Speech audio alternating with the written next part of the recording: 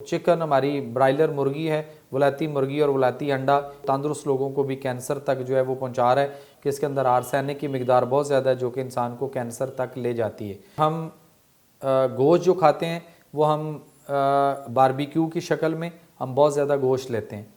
हम भुना हुआ गोश्त खाते हैं या हम कोयलों पर भुने हुए गोश्त वगैरह बारबेक्यू और मुख्तलिफ तिक्के कबाब और इस तरह की चीज़ें लेते हैं, तो उसके अंदर जो प्रोटीन होती है वो प्रोटीन जल चुकी होती है। इवन अगर हम कढ़ाई भी खाते हैं अगर बना के, तो वो कढ़ाई गोश्त जो होता है उसके अंदर भी प्रोटीन जो होती है वो जल कर बर्न हो चुकी होती है और वो भी कार्बन बन चुका होता है। और जब हम उसको खाते हैं मज़ा तो बड़ा आता है, लेकिन वो कार्बन भी हमारे हड्डियों को कमज़ोर करता है। और ख़ास तौर पे ये जो चिकन हमारी ब्रायलर मुर्गी है, वलायती मुर्गी और वलायती अंडा, ये भी हमें बहुत सारी बीमारियों से दो चार करते हुए ये भी हमारे जोड़ों को, पट्ठों को, मैदे के अंदर एच पेलोरी को और हेपेटाइटिस को और कई सारी चीज़ों को ये बिगाड़ता हुआ मरीज़ों को, लोगों को, तंदुरुस्त लोगों को भी कैंसर तक जो है वो पहुंचा रहा है। क्योंकि ये तो FDA food drug agency America ने भी कहा कि इसके अंदर आर्सेनिक की मिकदार बहुत ज़्यादा है जो कि इंसान को कैंसर तक ले जाती है। और अब इसी मुर्गी के अंदर एपोकलिप्टिक वायरस जो है वो भी चिकन आ चुका हुआ है जो वो भी हमें ख़राब करता है।